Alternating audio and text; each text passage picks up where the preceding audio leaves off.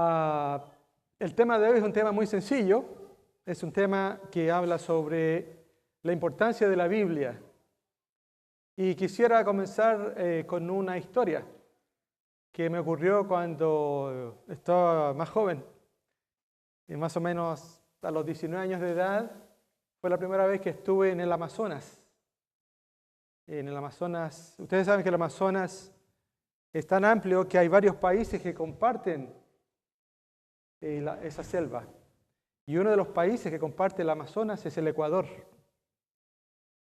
Y estuve en una ciudad llamada El Puyo, que eso ya está en la frontera del Amazonas. Y después de ahí sigue el Napo.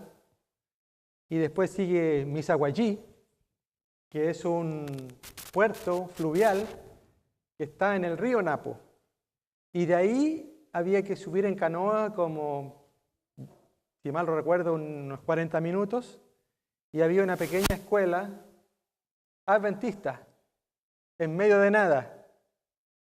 Y esa escuela estaba en el lugar llamado Chichicorrumi, que en el idioma quechua significa piedra del mono. Allí, cuando llegamos, solamente había dos personas que eran, ¿cómo podría decir? Occidentales, blancos, no eran blancos, pero digamos, no eran indígenas. Todo el resto era indígena. Y la gran mayoría no hablaban ni un poquito de español. Y la costumbre de los indígenas era recibir las visitas con algo que se llamaba chicha de yuca. Y según nos decían, para hacer la chicha de yuca, las mujeres indígenas mascaban la yuca y luego la indígenas, porque si no, no van a ir a las reuniones. Éramos dos. Y nos mirábamos los dos y decíamos, ok, por la patria, ¿verdad? Y nos pegábamos en tres casas donde fuimos y llegamos después a la escuela y le contamos al esposo de la profesora, le dijimos, mire lo que nos pasó, ¿verdad? Y le dijo, no, dice, pero eso no tenían que hacer, si solamente ustedes toman el recipiente, se mojan los labios y lo devuelven y ya ellos están contentos. Y nosotros nos tomamos los 3 jarros, ¿verdad? Esa historia ilustra un fenómeno que está ocurriendo en nuestro tiempo. Se llama el conocimiento digerido. El conocimiento que otra persona masca y luego lo da. Y tengo aquí en la pantalla algunas preguntas sobre la Biblia. Y vamos a ir entrando, ¿verdad?, en esta idea del conocimiento digerido con la primera pregunta. Dice que la Biblia se escribió en un periodo de aproximadamente, ¿cuántos se acuerdan? Ahí está para llenar, ¿ok? A ver, ayúdenme. ¿Cuánto tiempo se demoró en escribir la Biblia? Aproximadamente. ¿Nadie se acuerda? 1600 años. Durante los primeros 25 siglos de la historia humana no hubo revelación escrita porque la memoria de la gente era muy buena. Así que el conocimiento se pasaba de generación en generación. Pero luego, cuando ya comenzó a fallar la memoria, Dios vio necesario que su mensaje debía ser puesto por escrito. El primero que escribió, ¿quién fue? Muy bien, hermano. Moisés es uno de los primeros autores de la Escritura. ¿Cuándo escribió él? ¿Cuándo? ¿Cuándo? Aproximadamente 1500 años antes de Jesús. ¿Ok? Ahora, ¿cuántos autores tuvo la Biblia? Aproximadamente. Muy bien, hermano. Aproximadamente 40 autores. Dios puso algunos mensajes en símbolos, número 2. ¿Por qué? Algunos dicen, Daniel y Apocalipsis son muy difíciles de entender. ¿Por qué Dios puso esos mensajes tan intrincados, verdad? Con bestias y símbolos tan raros. ¿Cuál es la razón? ¿Alguien sabe?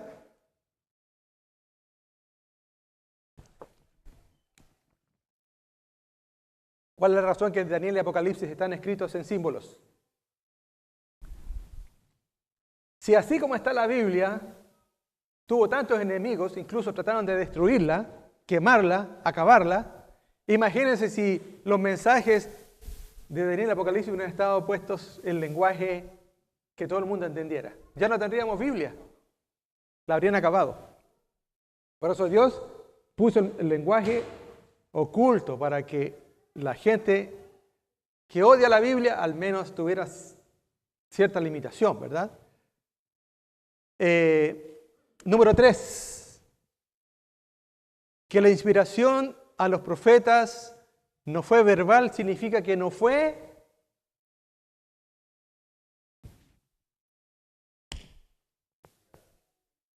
fue inspirada, pero la inspiración no es verbal, la inspiración de la Biblia es a las ideas. Claro, vieron sueños, vieron visiones, ¿verdad? Dios les habló y eso el profeta lo llevó, ¿verdad? Y lo escribió en sus palabras, de acuerdo a su experiencia, de acuerdo a lo que él entendió.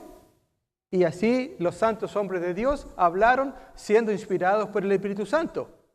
Lo que significa que la Biblia no tiene inspiración, como dice ahí la palabra en mayúscula, verbal.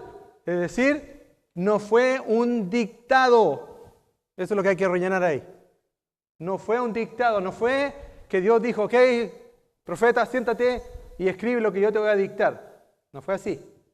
Por lo tanto, cuando uno estudia la Biblia, uno tiene que ir a las ideas de la Biblia y no pegarse en un versículo, en una palabra y decir, aquí yo hago mi iglesia en esta palabra. ¿Entiende la idea? Por ejemplo, hay algunas iglesias que tienen doctrinas en un versículo. Toda su enseñanza de cierta doctrina en la iglesia solamente tiene un versículo para apoyarse. Por ejemplo, la iglesia de Jesucristo de los Santos de los Últimos Días tiene una doctrina de bautismos, donde usted se puede bautizar por un familiar que ya murió. Y esa doctrina está basada en un versículo de 1 Corintios, donde dice, ¿qué harán los que se bautizan por los muertos? Es el único versículo que habla de bautismo por los muertos. Y ellos lo tomaron y dijeron, de este versículo nosotros vamos a hacer una práctica en nuestra iglesia. Pero resulta que la Biblia no fue inspirada verbalmente. Son las ideas. Así que uno tiene que tomar varios versículos y entonces armar la idea que Dios quiere que nosotros tengamos. Número 4, las profecías de Daniel y Apocalipsis levantaron, ¿qué cosa? Por su exactitud. Diríamos, levantaron dudas porque los críticos dijeron, no puede ser que, por ejemplo, Daniel 2 dice que va a venir Medo-Persia, Grecia, Roma, ¿verdad? Babilonia en primer lugar. ¿Cómo iba a saber el profeta Daniel, que vivió 6 siglos antes de Cristo? ¿Cómo iba el profeta a saber el orden de estos reinos? Es imposible. Y entonces, ¿cómo explican ellos? Dicen, no, es que Daniel no vivió en el siglo VI, sino vivió en el siglo II antes de Cristo. Entonces él vio y pudo escribir la seguidilla de reinos. Es decir, la exactitud profética a los críticos los hace dudar, porque está tan bien hilvanado lo que es profecía. ¿Ok? Número 5. Dice, Jesús fue un profundo estudiante de las Escrituras. ¿Cuál era una de las frases favoritas de Jesús? Ahí está. ¿Cómo dice ahí?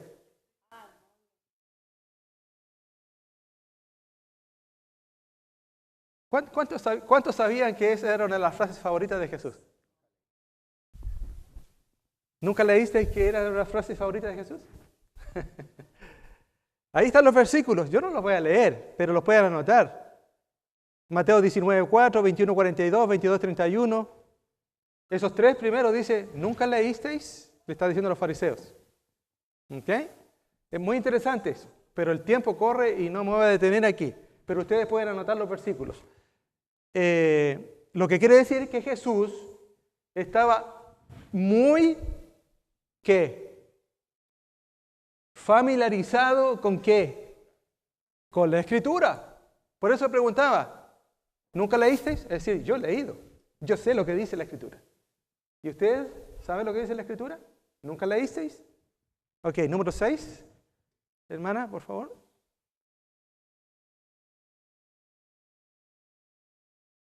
Muy bien, gracias. La división del Antiguo Testamento para un judío consistía en ¿qué? ¿Cuál es la división del Antiguo Testamento para un judío? Ahí está.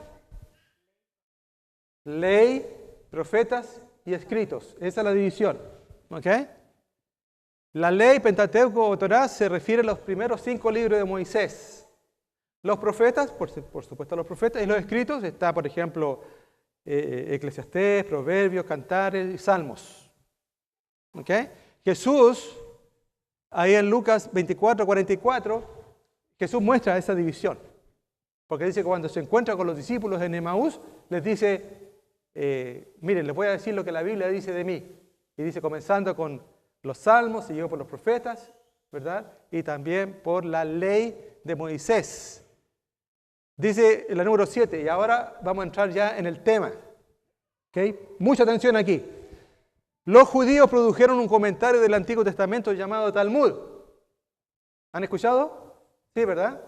El Talmud tiene muchas cosas interesantes. No voy a hablar mucho del Talmud, pero por ejemplo dice, cuando usted se encuentra con un amigo del alma, y se despida de él, nunca le diga, amigo, qué gusto verte, saludos a tu esposa.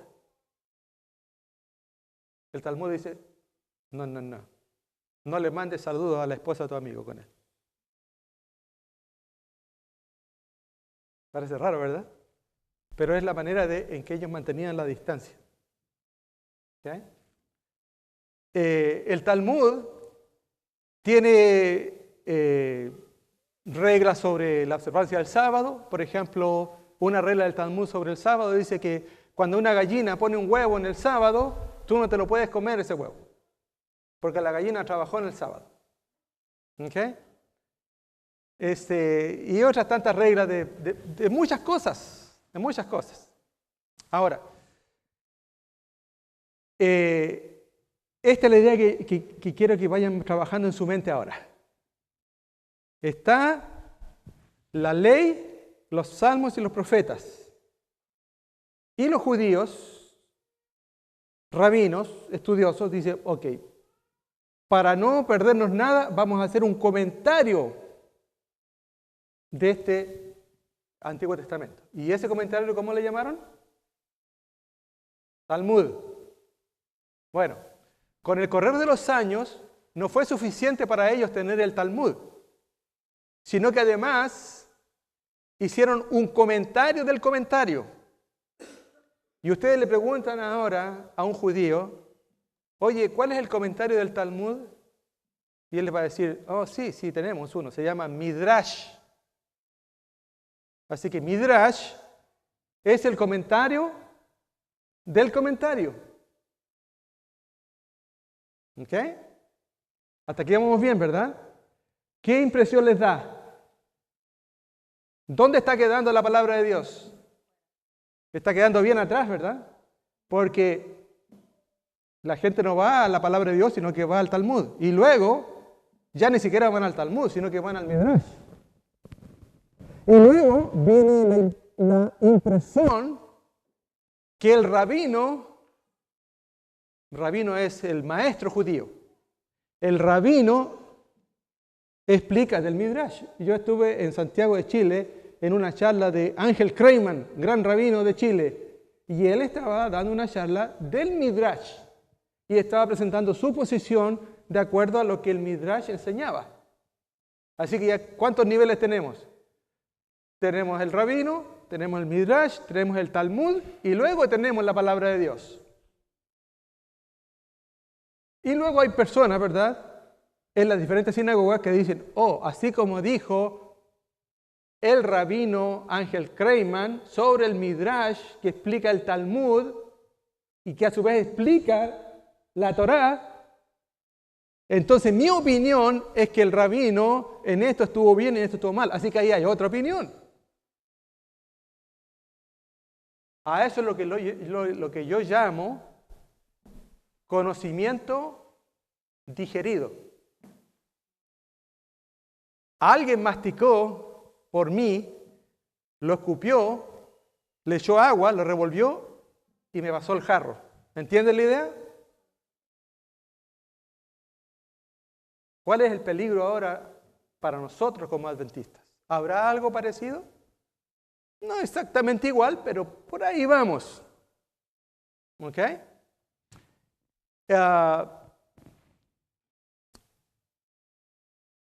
Voy a hacer una asociación de lo que acabo de decir con lo que es la Escritura. Nosotros tenemos Antiguo y Nuevo Testamento ahora. ¿Cuántos libros tiene la Biblia? 66. ¿Cuántos son los libros del Antiguo Testamento? 39. ¿Cuántos son los libros del Nuevo Testamento? 27. Muy bien, hermana. Ahora, ¿cuántos de los que están aquí podrían repetir los nombres de los 66 libros?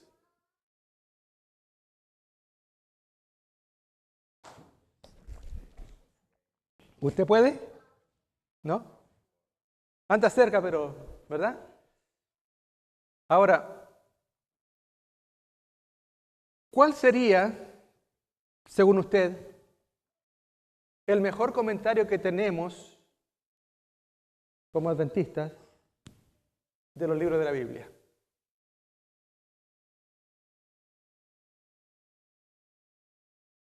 De la Biblia. ¿Cuál sería el mejor comentario que tenemos?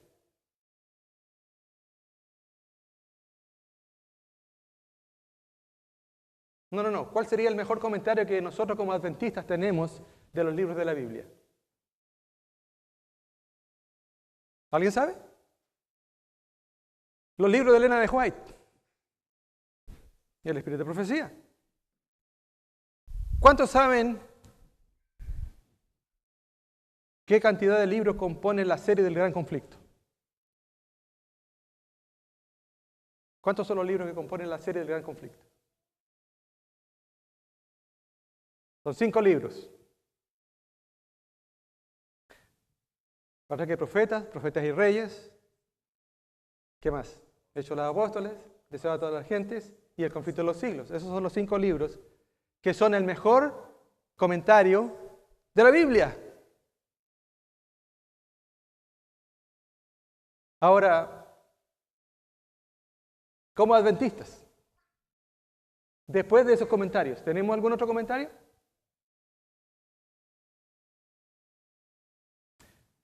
Hay una serie de libros que se llaman Comentario Bíblico de la Iglesia Adventista del Séptimo Día. Son unos tomos verdes, algunos tienen tomos azules, pero creo que son 8 o 9 ejemplares, incluyendo una enciclopedia y un diccionario bíblico. Y si usted los pone todos juntos, son más o menos una colección de este largo, ¿verdad? El hermano Barragán los tiene. Y algunos de ustedes los tienen también. Y ahí está toda la explicación que una serie de teólogos adventistas puso en esos libros para entender mejor la Escritura. ¿Qué más hay?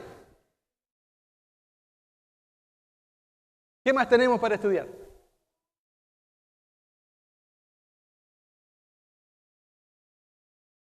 Ay, hermanos, me da miedo preguntar porque no es que lo quiera hacer sentir mal, ¿okay? Pero estuve en Montreal, Canadá, y estaba en una clase de escuela sabática y les preguntaba a los hermanos y ¡pum!, ¿verdad? ¡Pum! Y yo decía, ¿qué cosa hay que estos hermanos no sepan? Y les buscaba, ¿verdad? Preguntas difíciles y ahí van, ¿verdad? Y ahí van. Como cuchillos, ¿verdad? Hermanos, nosotros aquí necesitamos dedicar más tiempo a la Escritura. Necesitamos aprender más. Y yo le voy a decir algo. Elena de White dice que algo muy malo para la mente de los niños, en el tiempo de ella, eran las novelas rosas,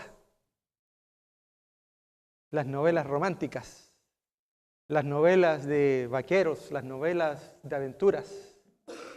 Porque dice que esas novelas rebajaban la capacidad intelectual de los niños, de tal manera que cuando llegaban a necesitar ejercer sus facultades para entender cosas más profundas, no podían, se aburrían, no les gustaba. Ahora, traslademos esa cita a la actualidad. Las películas, el cine, la televisión, los videogames, cosas fáciles, ¿verdad? Que a grandes y chicos nos gusta mirar. Pues el efecto es el mismo. La mente se rebaja, se debilita, se acostumbra a las cosas fáciles, se acostumbra a los estímulos sencillos, ¿verdad? A la imagen, pum, pum, pum, pum, pum, relámpago aquí, relámpago allá. Y cuando se toma la Biblia, da sueño. Cuando se leen 2 o 3 versículos, ya me cansé. Hoy no entiendo esto. Está muy difícil. Esto es para los estudiosos, pero yo no, yo mejor voy y me siento a escuchar un sermón del pastor Bullón. O me siento a escuchar un sermón del pastor Stephen Borg. O me siento a mirar, ¿verdad?, la explicación de la escuela sabática que me están dando ahí. ¿Se dan cuenta para dónde vamos? Estamos consumiendo alimento espiritual digerido. Nuestra mente se ha empequeñecido. Nuestra mente se ha acostumbrado a las cosas fáciles. Nuestra mente no es capaz de absorber, no es capaz de memorizar, no es capaz de racionalizar, no es capaz de organizar ideas, porque el mundo nos ha bombardeado con alimento fácil, con cosas que entretienen, pero que no edifican, con cosas que son fáciles, son divertidas, pero que realmente nos hacen un daño tremendo. Imagínense, hermanos, como dice San Pablo, que en este tiempo ya nosotros deberíamos ser sabios. Por eso les preguntaba en la mañana, cuando decía, bajo los 2 errores capitales, el diablo aprenderá al mundo en sus redes. ¿Se acuerdan cuáles eran los 2 errores capitales?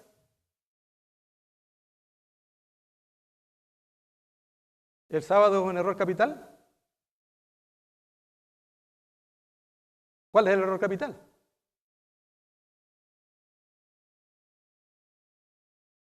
La inmortalidad del alma, la creencia en el alma inmortal, es un error capital. ¿Cuál es el otro? Estaba en el folleto. La creencia en la santidad del domingo es el otro error capital.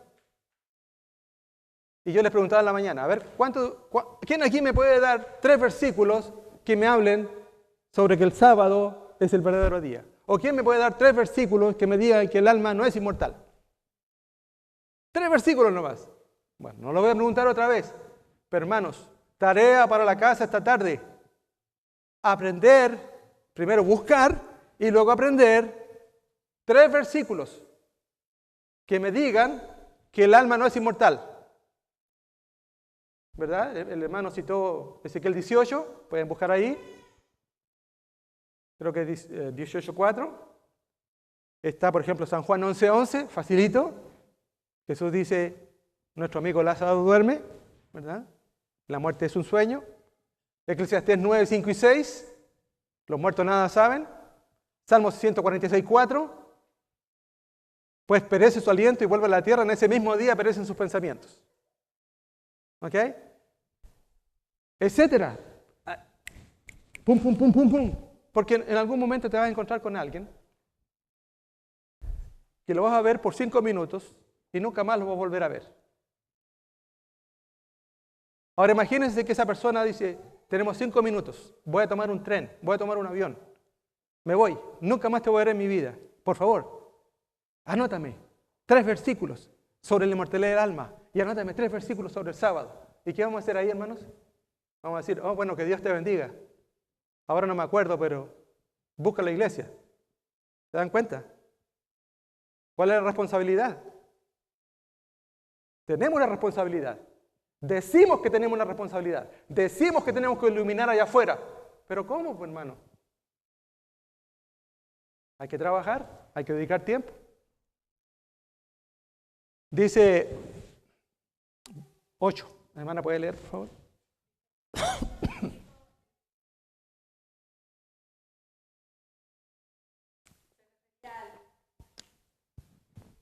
¿Al qué? Muy bien, hermana. Al Antiguo Testamento. Muchos usan este versículo y dicen, no, nosotros en nuestra iglesia no guardamos el Antiguo Testamento, ese ya pasó. Solamente usamos el Nuevo Testamento. Porque Jesús dijo que hay que escudriñar las Escrituras. Y nosotros cuando sí tenemos ese versículo, Jesús se estaba refiriendo no al Nuevo Testamento, porque todavía no se había escrito. Se refería al Antiguo Testamento. Y el último dice, el propósito principal de la Biblia es mostrar ¿a quién? A Jesucristo. A Jesucristo. Muy bien. Vamos a terminar con un pasaje de San Mateo capítulo 15. Busquen por favor en su Biblia. San Mateo capítulo 15. Vamos a leer del versículo 1 al 9, creo que es.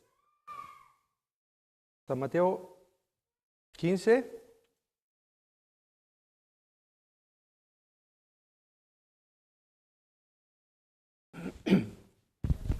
Sí, del 1 en adelante, ¿lo encontraron?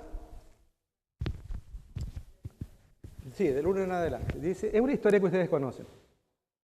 Entonces se acercaron a Jesús ciertos escribas y fariseos de Jerusalén diciendo, ¿por qué tus discípulos quebrantan la tradición de los ancianos porque no se lavan las manos cuando comen pan? Es decir, no estaban hablando de salud, no estaban hablando de higiene, sino que estaban hablando de contaminación espiritual. No puede ser que tus discípulos coman pan con manos inmundas. En ese tiempo ni sabían que había microbios, así que la preocupación era que estaban contaminando espiritualmente su cuerpo.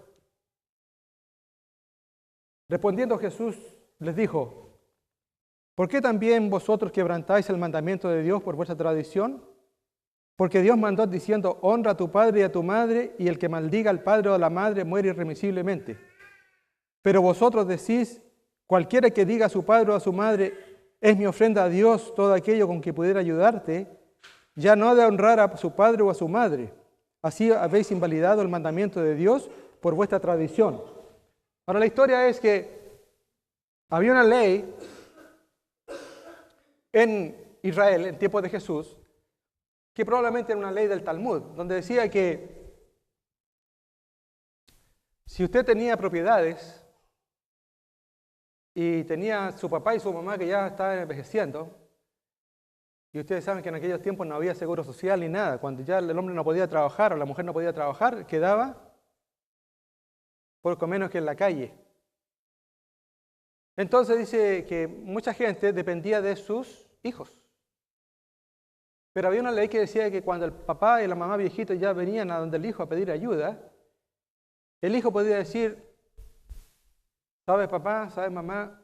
Resulta que hice una promesa a Dios de que todos mis bienes están dedicados al templo. Así que, como es corbán, es la palabra que usas ahí en Marcos, ¿verdad? Es corbán, está dedicado.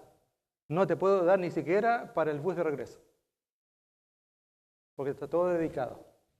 claro que Él lo podía usar. Incluso, antes de morirse, podía decidir no darlo. Esa es la ley judía de aquel tiempo.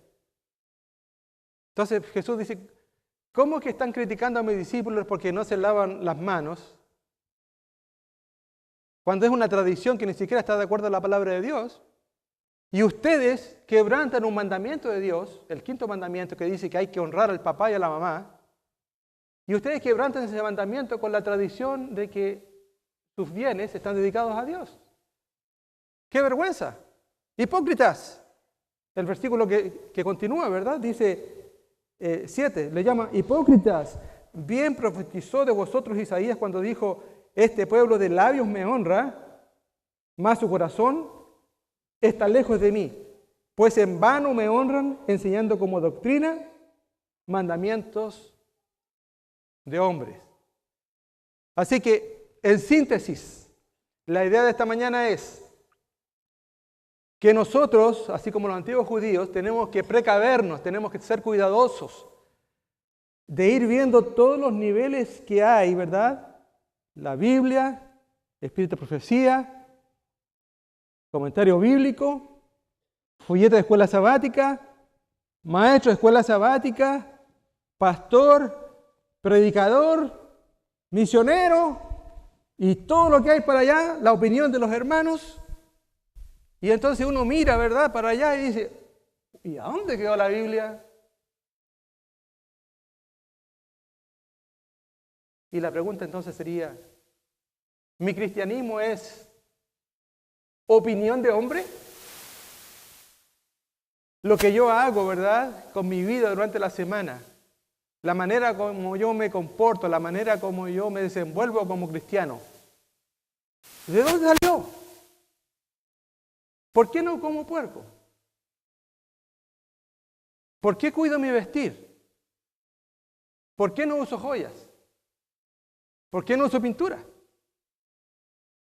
¿Por qué guardo el sábado? ¿Por qué creo que los muertos no saben nada? ¿Será una opinión humana? ¿Dónde está eso? ¿Lo dijo fulano de tal? ¿Lo dijo el hermano Barragán en la escuela sabática?